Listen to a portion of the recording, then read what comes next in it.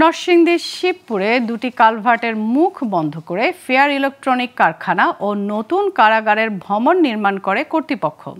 এতে পানি প্রবাহ বন্ধ হয়ে তলিয়ে গেছে বিস্তীর্ণ ফসলি জমি, ক্ষতিগ্রস্ত হয়েছে হাজারো কৃষক। তাদের অভিযোগ, সমাধানের কোনো উদ্যোগ নিচ্ছে না প্রশাসন। এ বিষয়ে ক্যামেরার সামনে কথা বলতে রাজি নয় কারখানা কর্তৃপক্ষ।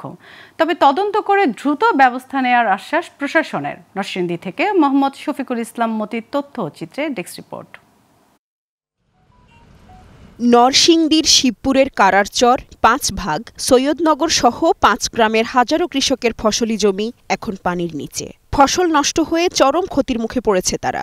ফেয়ার ইলেকট্রনিক কারখানা ও নতুন কারাগারের ভবন নির্মাণের ফলে ঢাকা সিলেট মহাসড়কের দুটি কালভার্টের মুখ বন্ধ হয়ে এই পরিস্থিতির সৃষ্টি হয় বলে অভিযোগ কৃষকদের। এ বিষয়ে গ্লোবাল টেলিভিশনের প্রতিনিধি দল ভিডিও ধারণ করতে গেলে বাধা দেন আনসার সদস্যরা।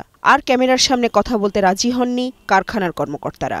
এই জেলখানা ওয়ালা পানি পুরো পানি আটকায় রাখছে, ধানের জমিন টাল টোল সব মার গেছে, গলা পানি হয়ে জায়গা। এই শুধু বৃষ্টির পানি, বর্ষার পানি কিন্তু আসছে না, শুধু বৃষ্টির পানি। এই দুইটা মৌজার হাজার হাজার কৃষক ক্ষতিগ্রস্ত হয়েছে এবার, কারণ এই জেলখানা হওয়াতে এবং স্যামসুং এই কারখানা হওয়াতে। পানির প্রবাহ স্বাভাবিক করতে কালভার্টের মুখ থেকে প্রতিষ্ঠান দুটির দেয়াল অপসারণের দাবি এলাকাবাসীর। সকলে মিলে আর কি, যদি কালভার্টের মুখটা খুলে দেয় তাহলে আমরা আবার পুনরায় পানি সরে গেলে ফসল করতে পারি না, বাড়ির যাইতে পারি না। তারপরে মনে করেন খাল পার দিলে আমরা সুবিধা হইল।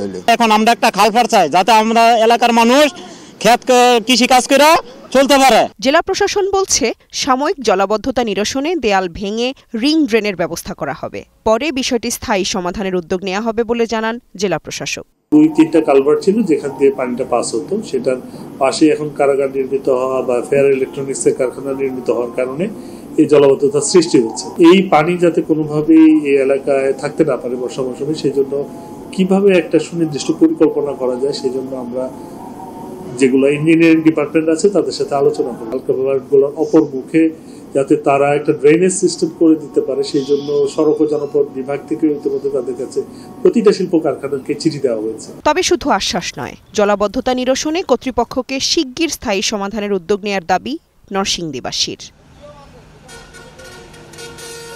Global Television News desk.